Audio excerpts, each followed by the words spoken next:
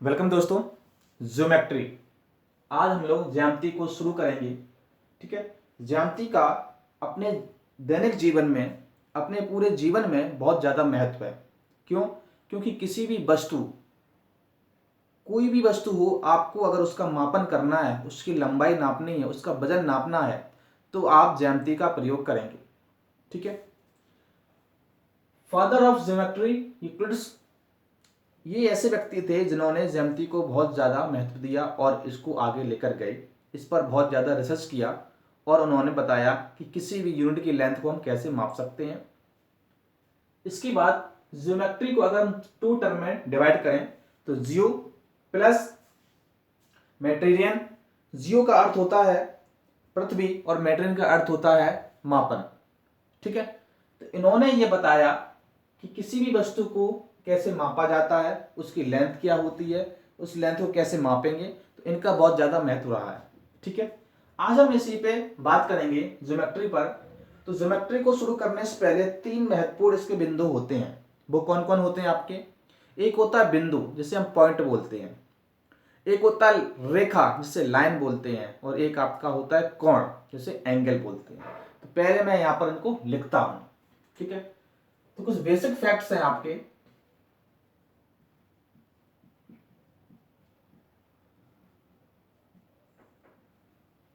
First है आपका बिंदु, जिसे हम लोग पॉइंट बोलेंगे। नेक्स्ट है आपका रेखा, रेखा को हम लोग लाइन बोलेंगे। और थर्ड है आपका कोण, जिसे एंगल बोलेंगे। ये तीन महत्वपूर्ण तथ्य ऐसे हैं जो पूरी ज्योमेट्री को कवर करते हैं। ठीक है। अगर हम बिंदु की बात करें तो बिंदु क्या होगा? एक समतल जगह पर, एक समतल जगह पर बना हुआ एक स्पॉट। समतल जगह पर, अभी मैंने बोला जो अर्थ होता है, हम बोलते हैं ओवल शेप में है, आपका गोला शेप में है, लेकिन हम जहां पर खड़े हुए हैं वो एक समतल जगह है। उस पर एक बिंदु अगर हम ऐसे कर दें, एक स्पॉट बना दें, तो वो आपका बिंदु या पॉइंट कहलाएगा। ठीक है। अब आती है रेखा। रेखा को हम एक्सप्लेन कैसे करेंगे? ऐसा सेगमेंट जो बिना किसी वृत्त के हो, ऐसा सेगमेंट, ऐसा सेगमेंट जो बिना किसी चौड़ाई के हो, ठीक है, या वृत्त के हो। आपने देखा, एक मैंने यहां पर लाइन को ड्रॉ किया, और लाइन को ड्रॉ किया तो आप देखेंगे इसकी कुछ चौड़ाई नहीं होती। हम इसकी चौड़ाई को काउंट नहीं करते हैं, इसकी वृत्त को काउंट नहीं करते हैं। या दो बिंदुओं से मिलाकर, दो बिंदुओं से मिलाकर जो लाइन को ड्रॉ किया जाता है, देखिए दो बिंदुओं को जो भी चीज मिलाती है उसे हम रेखा कहते हैं। ये भी आपका एक पॉइंट हो जाएगा। अब आता है एंगल। तो दो रेखाओं को मिलाने पर, इसकी डेफिनेशन क्या होगी? दो रेखाओं को, दो रेखाओं को मिलाने पर उनके बीच, उनके बीच बनने वाला, बनने वाला झुकाव, झुकाव ही कोण कहलाएगा। जैसे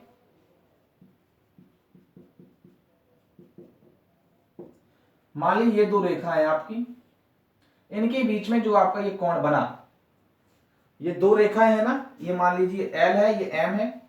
इनके बीच का जो झुकाव है, ये देखिए, ये झुकाव है इनका बीच का, इसे हम कोण कहेंगे। इसे हम क्या कहेंगे? कोण कहेंगे। बात समझ में आ रही है आप लोगों को? ये कुछ महत्वपूर्ण बिंदु थे, इनके बारे में मैंने यहां पर आपके सामने रखा इनको। ठीक है। अब इनके बारे में कुछ छोटी छोटी बातें और बताएंगे, उसके बाद इनको एक्सप्लेन करते चलेंगे। ठीक है। चलिए जरा देखिए,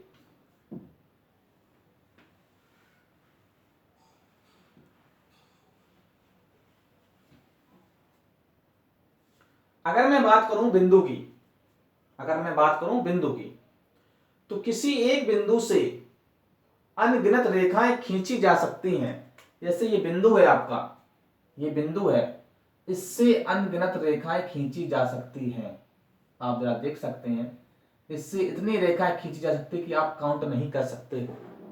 ठीक है, तो ये एक बिंदु की एक, मैंने इसको एक्सप्लेन किया। ठीक है, ये इसका एक टर्म है कि बिंदु से कितनी भी अनकाउंटेबल लाइंस को ड्रॉ किया जा सकता है। ठीक है, नेक्स्ट देखते हैं रेखा। तो रेखा की अगर बात करें या हम इसी बिंदु की बात करें, तो किसी दो बिंदु से, अब ये दोनों टर्म इसमें हम ला सकते हैं, किसी दो बिंदु के बीच में हम कितनी भी रेखाएं खींच सकते हैं, कितनी भी रेखाएं खींच सकते हैं।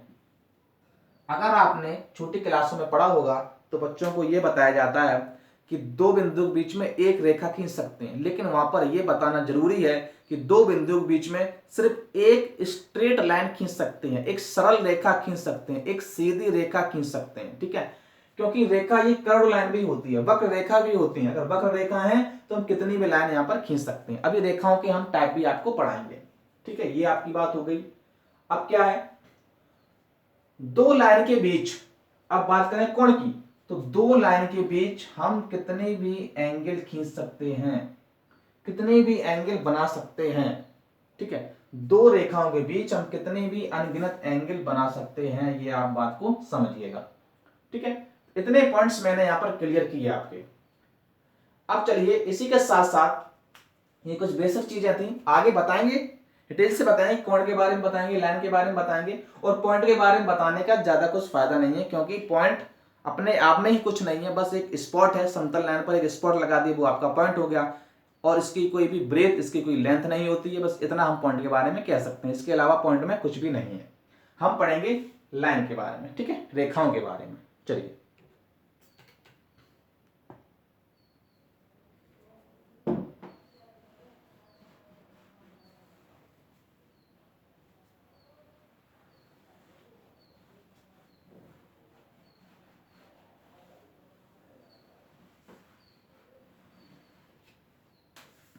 रेखाएं देखेंगे, टाइप्स ऑफ लाइन।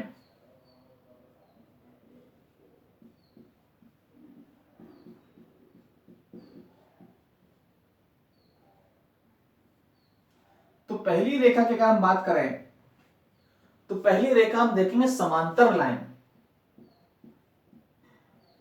समांतर रेखाएं, जिसे हम बोलते हैं पैरेलल लाइन। ठीक है, समांतर रेखाएं क्या होती हैं,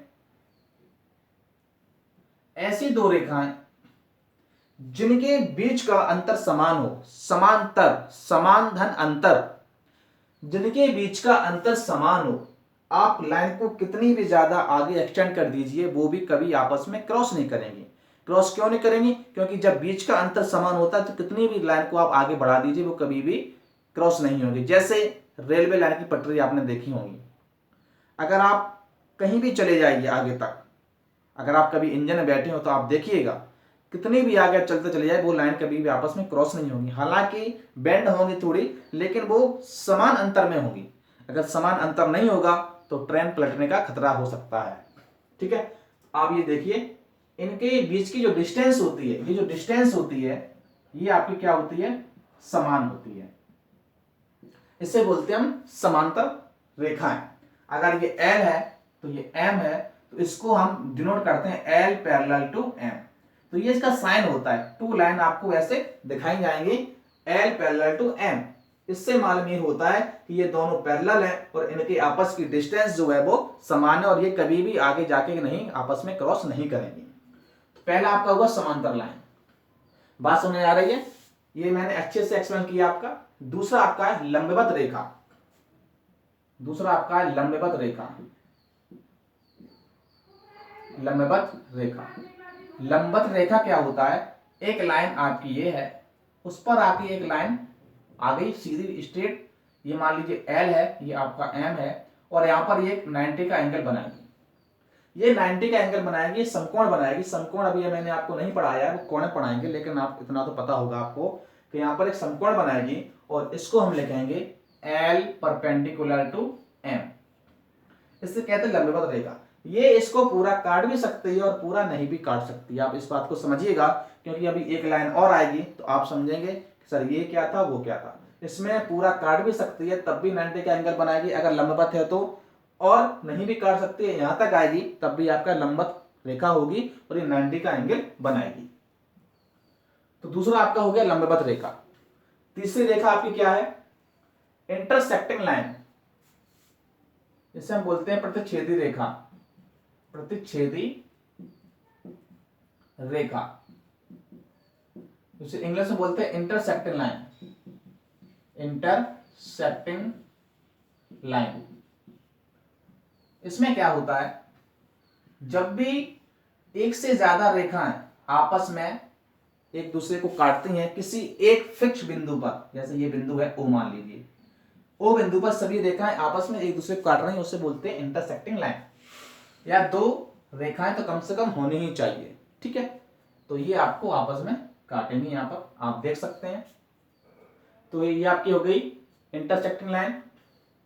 चौथी हम देखेंगे, फोर्थ आपका है वर्टिकल अपोजिट लाइन। वर्टिकली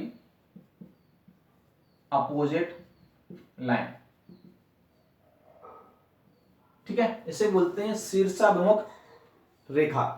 इसमें क्या होता है, ये जब लाइन होती है तो इसके जो अपोजिट एंगल होते हैं, जैसे ये एंगल 1 है तो ये एंगल 2 के इक्वल होगा, एंगल 3 है तो एंगल 4 के इक्वल होगा। ये होता है वर्टिकल अपोजिट लाइन। एक लास्ट आपका बचा हुआ है एडजेसेंट लाइन। क्या होता है?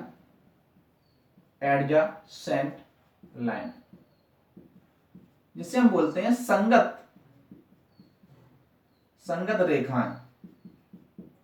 संगत रेखाओं में क्या होता है, जैसे इसका जो ये वर्टेक्स होता है, जहां पर दोनों लाइनें आपस में आके मिले किसी एक बिंदु पर और वो बिंदु क्या हो, कॉमन बिंदु हो, तो ये लाइन जैसे मान लीजिए L है, ये M है, तो L M के संगत रेखा हो जाएगी, ठीक है। संगत होता है पड़ोसी, अगर इसे हम हिंदी में एक शुद्ध भाषा में हम लोग इसे पड़ोसी भी कह सकते हैं। पड़ोसी, ये इसकी पड़ोसी है। अब जैसे हम और लाइन एक अगर यहां पर ड्रॉ कर दूं तो ये इसकी पड़ोसी नहीं है। क्यों ये लाइन यहां मिल रही है और ये लाइन यहां मिल रही है, तो लेकिन इसका जो मिल रही है वो इधर है, तो देखिए ये कहीं भी कॉमन पॉइंट नहीं है इसका। इस लाइन का एडजेसेंट ये हो सकता है, इस लाइन का एडजेसेंट ये हो सकता है। क्यों? इसका पॉइंट यहां पर मिल रहा है, इसका ही मिल रहा है, इसका भी पॉइंट यहां मिल रहा है और इसका भी यहां मिल रहा है, ठीक है। तो ऐसी दो लाइनें जो जाके कहीं एंड जिसका होता है वहां पर जाके उसका वर्टेक्स सेम हो, तो वो आपकी संगत लाइन कहलाएगी। इसकी संगत रेखा कौन सी हो गई? ये वाली और ये वाली। इसकी संगत रेखा कौन सी हो गई? ये वाली और ये वाली, ठीक है, इस टाइप से। तो ये आपका हो जाएगा, ठीक है।